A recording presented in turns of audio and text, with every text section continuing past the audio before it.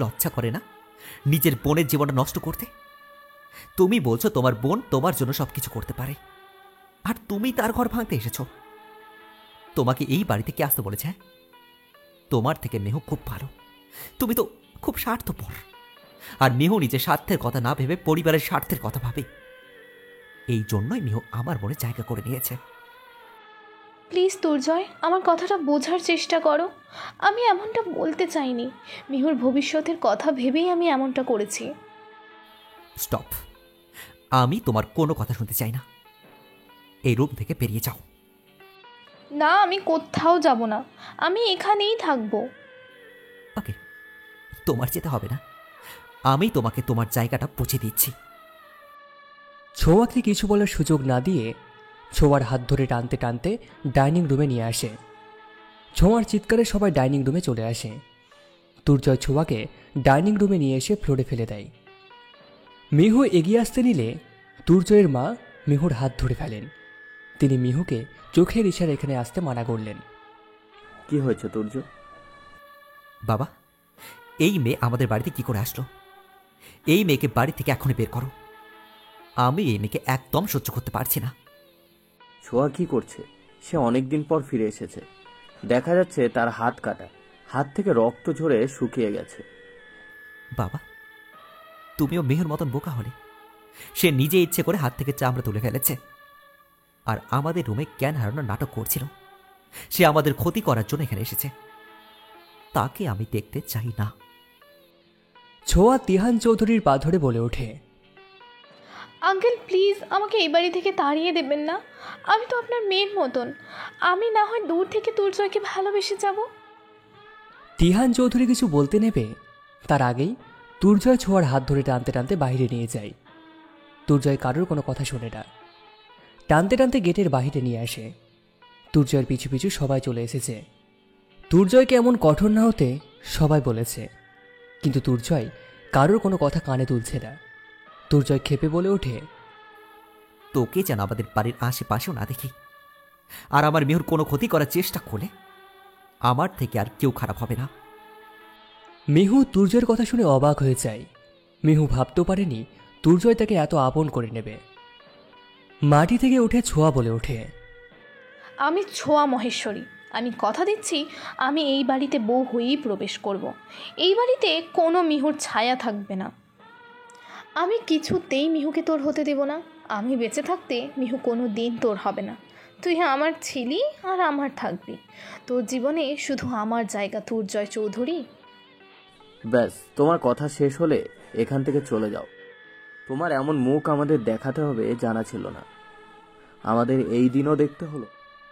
দুর্জয়ের মা এগিয়ে এসে ছোঁয়ার গালে চড় বসিয়ে দেয়। তোমার লজ্জা থাকা দরকার। তুমি তোমার নিজের বোনের সংসার নষ্ট করতে এসেছো। যে বোন তোমার অবর্তমানে তোমার মা বাবার সম্মান বাঁচিয়েছে। ছোঁয়া রাগের মাথায় দুর্জয়ের মাকে ধাক্কা মারে। এই বুড়ি, তুই আমাকে জ্ঞান দিতে এসেছিস? তোরা যদি কেউ আমার পথে কাঁটা হয়ে দাঁড়াস, তাহলে আমি তোদের মেরে ফেলতে দুইবার ভাববো না। দুর্জয় আর মিহু দৌড়ে এসে দুর্জয়ের মাকে মাটি থেকে তোলে। দুর্জয় তার মাকে তিহান চৌধুরীর কাছে দিয়ে এসে মিহুর হাত ধরে। এতে ছোঁয়া আরও রেগে যায়। ছোঁয়া রেগে মিহুর দিকে এগিয়ে আসতে নিলে দুর্জয় সামনে দাঁড়ায় মিহুর। তুই সামনে থেকে সর দুর্জয়, আমি এই মিহুকে মেরেই ফেলবো। ছোঁয়া ক্ষেপে বলে ওঠে। দুর্জয় নম্রতা সহকারে বলে ওঠে, দেখো ছোঁয়া, তুমি এখন এখান থেকে চলে যাও। তোমার মাথা ঠিক নেই, তোমার মাথায় কোনো সমস্যা আছে। আমি ভালোই ভালোই বলছি, তুমি এখান থেকে চলে যাও। ছোঁয়া দুর্জয়ের শার্টের কলার ধরে। তুই একে বল, তুই মিহুকে ডিভোর্স দিয়ে আমাকে বিয়ে করবি? যদি তুই মিহুকে ডিভোর্স না দেস, তাহলে আমি তোর মিহু পাখিকে মেরে ফেলবো। দুর্জয় এবার আর শান্ত থাকতে পারল না। দুর্জয় নিজের মাঝে জমে থাকা সমস্ত রাগ অভিমানকে বের করে ফেলে। কোনো কিছু না ভেবে ছোঁয়ার হাত ধরে বাড়ির পাশে ড্রেনের মাঝে ফেলে দেয়। ছোঁয়ার উপর থুতু ফেলে ঘৃণার সাথে বলে ওঠে, তোকে আমি ভালোভাবে কথা করে বলেছিলাম, কিন্তু তুই ভালোর মর্যাদা রাখতে পারছি না। তোর মতো লোক আমি কখনো দেখিনি। আজ আমার বড্ড লজ্জা লাগছে যে তোর মতো কাউকে আমি ভালোবেসেছি। কথাগুলো বলে দুর্জয় একটু দম নিয়ে মিহুকে কাছে টেনে নিয়ে আসে। মিহুর হাত বুকের মধ্যে জড়িয়ে বলে ওঠে, আমি যদি প্রথম থেকে মিহুকে ভালোবাসতাম না, তাহলে আমাকে এই দিনটা দেখতে হতো না। তোর মতো বাজে মেয়ের হাত থেকে ভগবান আমাকে বাঁচিয়ে দিয়েছে। প্লিজ দুর্জয়, আমাকে তোল। আমি এখান থেকে উঠতে পারছি না। প্লিজ দুর্জয়। তোকে টাচ করে আমি আমার হাতকে নোংরা করতে চাই না। তোর মতো লোকের জায়গা এটাই পারফেক্ট। দুর্জয় ছোঁয়ার কোনো কথা না শুনে মিহুকে কোলে তুলে নেয়। মিহুকে দুর্জয়ের গলা জড়িয়ে ধরে। দুর্জয় মিহুর দিকে একবার তাকিয়ে মিহুকে নিয়ে রুমের মধ্যে চলে আসে। দুর্জয়ের বাবা তিহান চৌধুরীর মিহুর মা বাবাকে ফোন করে দেয়। মিহুর মা বাবা এসে ছোঁয়াকে ময়লার ড্রেন থেকে তুলে নিয়ে যায়। দুর্জয় মিহুকে রুমে নিয়ে এসে মিহুকে নামিয়ে দেয়। মিহুর সামনে হাঁটু গেড়ে বসে হাত জোর করে মিহুর কাছে ক্ষমা চায়। মিহু দুর্জয়ের এমন কাজে খুব অবাক হয়ে যায়। মিহু ভাবতেও পারছে না কেন দুর্জয় এমন করছে, কেনই বা তার সামনে হাঁটু গেড়ে বসে আছে তা বুঝতে পারছে না। আপনি আমার কাছে কেন ক্ষমা চাইছেন? আপনি তো কোনো দোষ করেননি। আমি তোমার সাথে অনেক অন্যায় করেছি, তোমার সাথে আমি অনেক খারাপ ব্যবহার করেছি, কিন্তু সত্যি বলছি তোমার সঙ্গে আমি খারাপ ব্যবহার করতে চাইনি। তখন আমার মন মানসিকতা কিছুই ঠিক ছিল না। যখন কোনো ভালোবাসার মানুষ কাউকে ছেড়ে চলে যায়, তখন তার মনের অবস্থা কেমন হতে পারে তুমি নিশ্চয়ই জানবে না কোনোদিন। তুমি তো কোনোদিন কাউকে ভালোবাসনি, তাই না? আমি আপনার মনের অবস্থা বুঝতে পেরেছি। প্লিজ এইভাবে আমার কাছে ক্ষমা চাইবেন না। আমি আপনাকে ক্ষমা করতে পারি যদি আপনি উঠে বসেন। দুর্জয় বসা থেকে দাঁড়িয়ে চোখের জল মুছে বিছানায় ধপাস করে বসে পড়ে। মিহু দুর্জয়ের কাঁধে হাত রাখতেই মিহুকে জড়িয়ে ধরে কান্না করতে শুরু করে দেয়। ছোট বাচ্চাদের মতো দুর্জয় কেঁদে যাচ্ছে। মিহু দুর্জয়ের কান্না থামাতেই পারছে না। মিহু জানে কান্না করলে কতটা কষ্ট হালকা হয়ে যায়। 10 মিনিটের মতো মিহুকে জড়িয়ে ধরে দুর্জয় কান্না করে। এভাবে কান্না করলে সব সমস্যার সমাধান হবে না। আপনি সময়ের কাছে সব কিছু ছেড়ে দিন, দেখবেন সব ঠিক হয়ে যাবে। কোনো চিন্তা করবেন না। একদম বাচ্চাদের মতো করে বলে ওঠে, তুমি আমার একটা কথা রাখবে? কি কথা? আমি আপনার কথা রাখার চেষ্টা করব। আগে কথা দাও। ওকে, কথা দিলাম। কোনোদিন তুমি আমাকে ছেড়ে যাবে না। আমাকে ছেড়ে চলে গেলে আমি বাঁচতে পারবো না, আমি আর কাউকে হারাতে পারবো না। মিহু দুর্জয়ের হাত ধরে বলে ওঠে, আমি আপনাকে কোনো দিনও ছেড়ে চলে যাব না। আমি সব সময় আপনার পাশে থাকব। আপনি আমার জীবনের প্রথম ভালোবাসা। আপনাকে ছেড়ে আমি কোনো দিনও যাব না। তাহলে আমাকে কিছুদিন সময় দাও। আমি তোমাকে এখনই আপন করে নিতে পারবো না। প্লিজ, তোমার কাছে আমি হাত জোর করে ক্ষমা চাইছি এর জন্য। মিহু বড় একটা নিঃশ্বাস নিয়ে বলে ওঠে, আপনি যেদিন নিজ থেকে আমাকে কাছে টেনে নেবেন সেদিনই আমি আপনার কাছে আসব। কিন্তু কিন্তু কি? কিন্তু আমাকে আপনার বেস্ট ফ্রেন্ড ভাবতে হবে। আমাকে চিনতে হবে আপনাকে। আমিও আপনাকে কাছ থেকে চিনে নেব। ওকে। তাহলে আমার কথা মতো এখন স্নান করে আসেন। এভাবে থাকলে আপনাকে ভালো লাগে না। কেমন জানি মরা মরা লাগছে আপনাকে। চুলগুলো উস্কো খুস্কো হয়ে রয়েছে। দুর্জয় মিহুর কথা মতো ওয়াশরুমে চলে যায়। মিহু ও মুচকি হেসে নিচে চলে আসে। মিহু জানে এখন আর দুর্জয় ডিপ্রেশনে পড়বে না। মিহু নিচে এসে দুর্জয়ের জন্য নিজে হাতে খাবার বানায়। ছোঁয়া বাড়িতে এসে বাড়ির সমস্ত কিছু ভাঙতে থাকে। রেগে বাড়ির সকলের সাথে খারাপ ব্যবহার করছে। বাড়িতে যেন ভূমিকম্প চলছে। যাকে সামনে পাচ্ছে তাকেই মারছে। ছোঁয়ার এমন অবস্থার কথা শুনে ছোঁয়ার বাবা অফিস থেকে চলে আসে।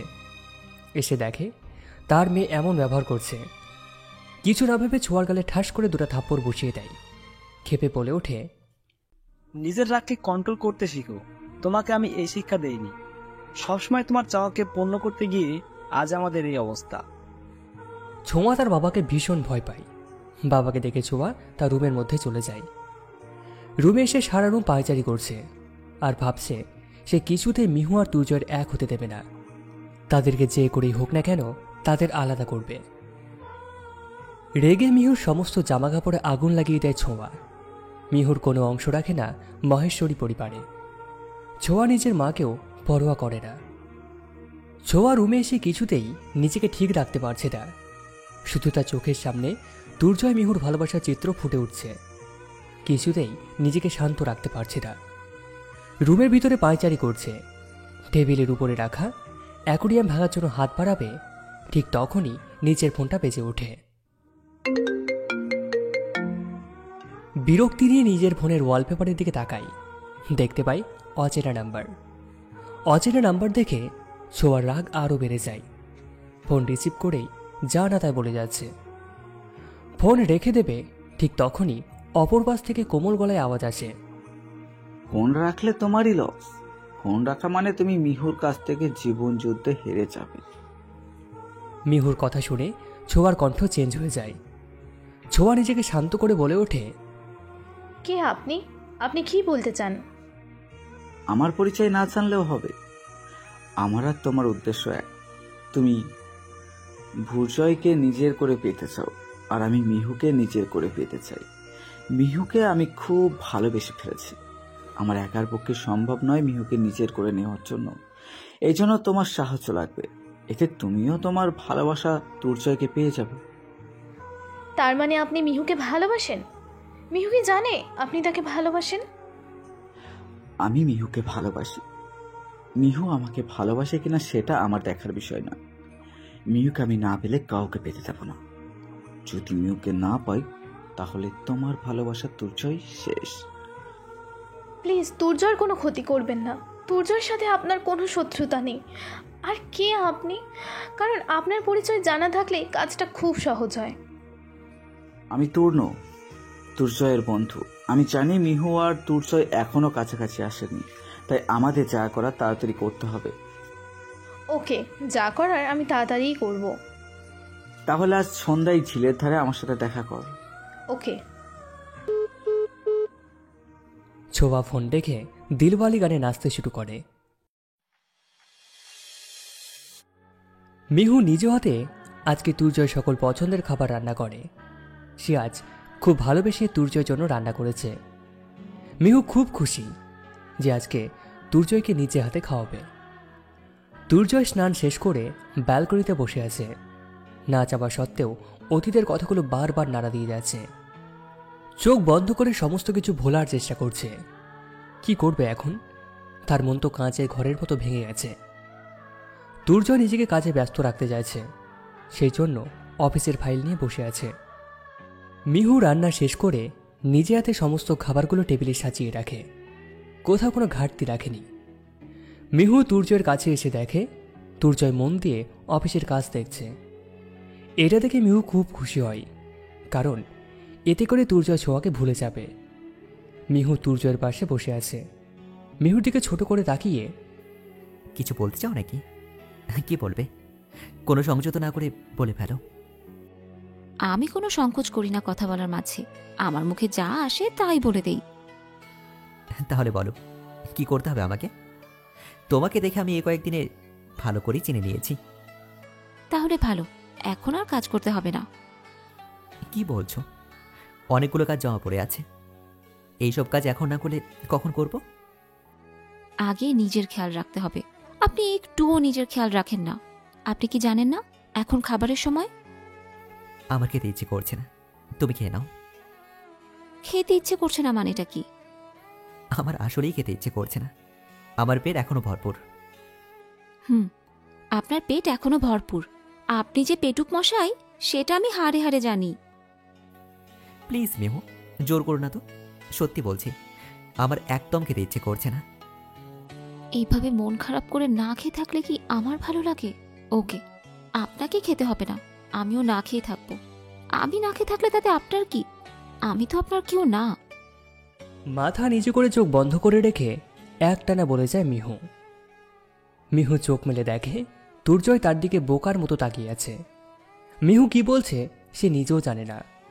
মিহু কিছু বুঝতে পারছে না কেন এভাবে তাকিয়ে আছে। মিহু চলে যেতে নিলেই দুর্জয় মিহুকে টান দিয়ে নিজের হাঁটুর উপরে বসায়। এতে মিহু খুব ভয় পেয়ে যায়।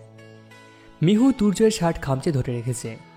দুর্জয় মিহুর গলায় মুখ লুকিয়ে, আজ বুঝি তুমি রান্না করেছ? কে বলেছে আমি খাবো না? সত্যি বলছি, আমারও ভীষণ খিদে পেয়েছে। মিহুর গলার কাছে কথা বলাই মিহু কোনো কথা বলতে পারছে না। যতবার দুর্জয় কথা বলছে ততবারই দুর্জয়ের ঠোঁট মিহুর গলায় লেগেছে। এতে মিহু কেঁপে ওঠে। এখনো মিহু চোখ বন্ধ করে রেখেছে। মিহু চোখ খুলে ধীরে ধীরে বলে ওঠে, আপনি কিন্তু খুব পচা, আমার কেমন জানি লাগছে। দুর্জয় মিহুর কাঁপা কাঁপা ঠোঁটের দিকে তাকিয়ে থেকে নিজেকে সামলে রাখতে পারছে না। মিহুর ঠোঁট যেন দুর্জয়কে কাছে টেনে নিয়ে যাচ্ছে। মিহুর ঠোঁটের দিকে এগিয়ে যাবে, পরক্ষণে ফিরে আসে। মিহুকে দাঁড় করিয়ে বলে ওঠে, সরি, আসলে আমি বুঝতে পারিনি। তুমি খাবার সার্ভ করো, আমি এক্ষুনি আসছি। মিহু মুচকি হেসে চলে যায়। দুর্জয় চোখ বন্ধ করে ভাবতে থাকে, মিহু তার কাছে আসলে কেন নিজেকে কন্ট্রোল করতে পারে না, কেন মিহুর প্রতি দুর্বল হয়ে পড়ে, কেন মিহুকে দূরে সরিয়ে রাখতে পারে না, কেনই বা কাছে টেনে নিতে পারছে না। দুর্জয় আর ভাবতে পারছে না। আর কিছু না ভেবে নিচে চলে যায় খাবার খেতে। নিচে নেমে দেখে মিহু তার জন্য খুব সুন্দর করে খাবার তৈরি করে রেখেছে, সাথে মা বাবা বলে আছেন খাওয়ার জন্য। দুর্জয় চেয়ার টেনে বসে পড়ে। ক্ষুধা বেশি লাগার কারণে খেয়াল নেই যে মিহু খেয়েছে কিনা।